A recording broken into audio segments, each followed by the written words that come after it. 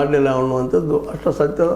ಯಾಕಂದರೆ ಶುಗರ್ ಲಾಬಿಲೂ ಸಾಕಷ್ಟು ಅವ್ರ ಮೇಲೆ ಆರೋಪಗಳಿದ್ದಾವೆ, ಇನ್ನುಳಿದ ಆರೋಪ ಅದಾವೆ. ಇದು ಸ್ವತಃ ಮೋದಿಯವರು 70,000 ಕೋಟಿ ರೂಪಾಯಿದ ಆರೋಪ ಮಾಡಿದ್ರು, ಎಷ್ಟು ಹೊಡೆದಿದ್ದಾರಪ್ಪ ರೊಕ್ಕ ಅಂತೇಳಿ.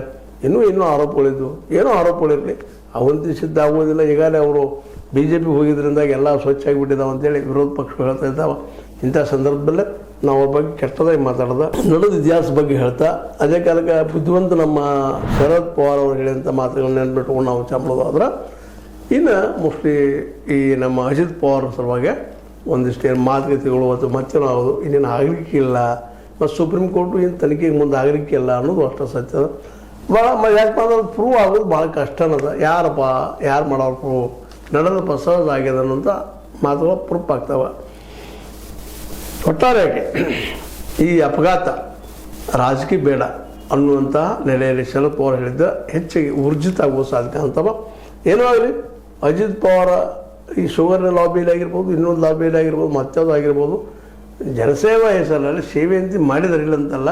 ಆದರೆ ಯಾವ ಪ್ರಮಾಣದಲ್ಲಿ ಮಾಡಬೇಕಾಗಿತ್ತು ಆ ಪ್ರಮಾಣದಲ್ಲಿ ಇಲ್ಲ ಅನ್ನೋದು ಈಗಾಗಲೇ ಹಲವು ವಿಶ್ಲೇಷಣೆ ಮಾಡಿದ್ದಾರೆ.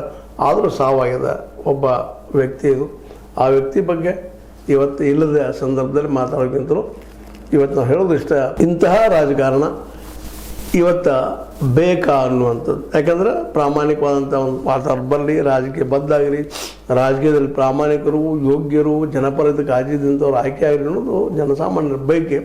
ಅದು ಇವತ್ತಿನ ಅಜಿತ್ ಪವಾರ್ ಅವರು ನೋಡಿದಾಗ ಅಂಥವ್ರು ಆಯ್ಕೆ ಹೋಗೋದು ಭಾಳ ಕಷ್ಟ. ಶರದ್ ಪವಾರ್ ಆಗಿರ್ಬೋದು, ಅವರಾಗಿರ್ಬೋದು, ಮೋದಿಯವರಾಗಿರ್ಬೋದು, ಯಾರೇ ಆಗಿರಲಿ ಇವತ್ತು ರಾಜಕಾರಣಿಗಳು, ರಾಹುಲ್ ಗಾಂಧಿಯವರಾಗಿರಲಿ, ನಮ್ಮ ಸಿದ್ದರಾಮಯ್ಯರಾಗಿರಲಿ, ಅವ್ರ ಜೊತೆಗಾರರಾಗಿರಲಿ, ಯಾರೋ ಒಂದು ಮಾಡಬೇಕಾಗಿದ್ರು ದುಡ್ಡಿನ ನೆಲೆಗಟ್ಟಿನಲ್ಲಿ ರಾಜಕೀಯ ಮಾಡೋದ್ರಿಂದ ಇದು ಹೇಳೋದು ಕಷ್ಟ ಆಗ್ಯದ. ಆದರೂ ಅಜಿತ್ ಪವಾರ್ ಇಲ್ಲ ಅನ್ನೋ ಕಾರಣಕ್ಕೆ ಒಂದು ಸ್ವಲ್ಪ ನಮ್ಮ ಶರದ್ ಪವಾರ್ ಅವರಿಗೆ ಇನ್ನುಳಿದವ್ರಿಗೂ ಆಗ್ಯದ. ಇದೇ ಕಾಲಕ್ಕೆ ನಮ್ಮ ಕೇಂದ್ರ ಸರ್ಕಾರಕ್ಕೂ ಆಗ್ಯದ ಅಂತ ಹೇಳ್ತಾ, ಯಾಕಂದರೆ ಯಾರೂ ಅಜಿತ್ ಪವಾರ್ ಅವರನ್ನು ವಿರೋಧಿಸಲಿಲ್ಲ ಅನ್ನೋದನ್ನು ನೆನಪಿಸ್ಕೊಳ್ತಾ. ಯಾಕಂದ್ರೆ ಎಲ್ಲರಿಗೂ ಗೊತ್ತದ ನಾವು ಎಂಥ ರಾಜಕೀಯ ಮಾಡ್ತಾಯಿದ್ದೀವಿ ಅನ್ನೋದು ಅವ್ರಿಗೂ ಕನ್ಫರ್ಮೇಷನ್ ಅದ. ಅದಕ್ಕಾಗಿ ಎಲ್ಲರೂ ಸಕ್ಕರೆ ಕಣದ ಅಕ್ಕರೆಯ ಒಳ್ಳೆಯ ಹಾಗೆ ಹೀಗೆ ಪ್ರೋತ್ಸಾಹಕರ ಮಾತಾಡ್ತಾ ಇದ್ದಾರೆ.